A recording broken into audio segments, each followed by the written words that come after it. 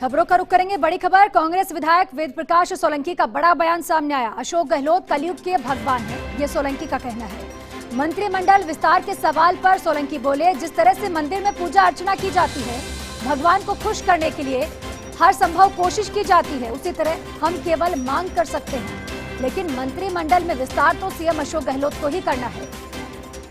तो ये बयान दिया है सोलंकी ने और कहा है कि जिस तरह से भगवान को मनाने के लिए उनकी पूजा अर्चना की जाती है और हम केवल उनसे मांग कर सकते हैं, लेकिन मंत्रिमंडल में विस्तार तो सीएम अशोक गहलोत को ही करना है। माननीय मुख्यमंत्री जी जैसा चाहेंगे अभी मंत्रिमंडल का विस्तार वो ही करेंगे, इसके बारे में वो ज़्यादा जानकारी दे सकते हैं। इसके बारे में मैं कोई चीज़ टिक्का टिप्पणी कहूँ कब करेंगे, हमारी मांग है। मैं आपको बार बार दोहरा रहा हूँ बार में कि जिस तरह से हम लोग मंदिर में जाते हैं, भगवान की पूजा अर्चना करते हैं, भगवान कब प्रसन्न होंगे? हमारे कलयुग के आज के भगवान अशोक गहलोत जी हैं राजस्थान के।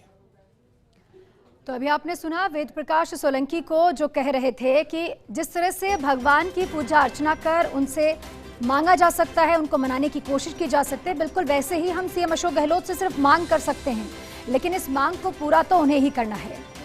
उन्होंने कलयुग का भगवान बताया है अशोक गहलोत को। और मंत्रिमंडल विस्तार के सवाल पर सोलंकी ने कहा कि मंदिर में पूजा अर्चना करते हैं, भगवान को खुश करने की कोशिश करते हैं, वैसे ही हम सीएम अशोक गहलोत से सिर्फ मांग कर सकते हैं, लेकिन इस मांग को पूरा सिर्फ अशोक गहलोत ही कर सकते हैं।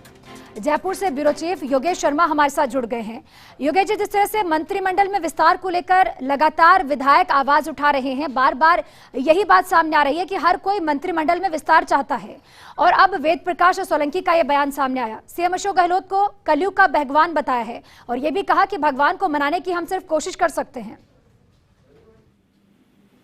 देखिए, वेद प्रकाश सोलंकी बहुत चतुर राजनेता है और वो जानते हैं किस तरह की भाषा का प्रयोग करना। एनएचआई से लेकर यूथ कांग्रेस की राजनीति और एक मंझे हुए राजनेता के तौर पर उनकी बयानबाजी अब तक सामने देखने को मिली है। और अतीत में जाए तो वो मुख्यमंत्री अशोक गहलोत के परम सिपहसालार कहे जाते थे।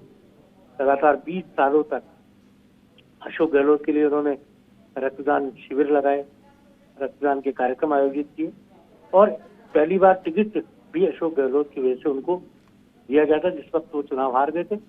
दोबारा जो उनको टिकट मिला उस वक्त सचिन पायलट ने भूमिका निभाई और वेद प्रकाश सोलंकी को टेली दिलाया। तभी से पायलट कैंप और सचिन पायलट के प्रति उनकी आस्था, उनकी नजदीकियां थी।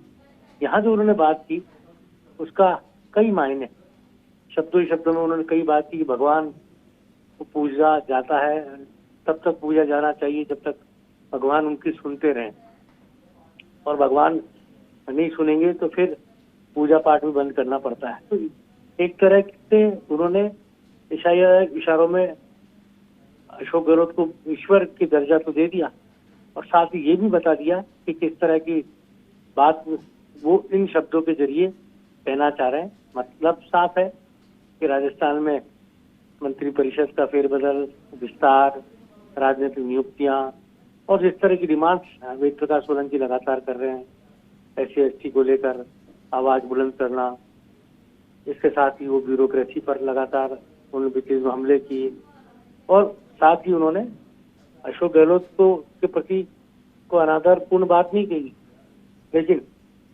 सचिन पायलट को भी अपना नेता बताया। पूरी जो घटनाक्रम है वो अपने आप में बहुत महत्वपूर्ण है और वेद प्रकाश सोलंकी कई मायनों में राजनीतिक तौर पर जो बात कहते हैं उसके अर्थ लगाने का परिप्रेक्ष्य यही होता है कि सरकार तक बात को ठीक तरीके से पहुंचाया जाए। जी बिल्कुल, इशारों में पूरे आदर और सम्मान के साथ सीएम अशोक गहलोत तक अपनी बात इन्होंने पहुंचाई है। बहुत बहुत शुक्रिया आपका हमारे साथ जुड़ने के लिए।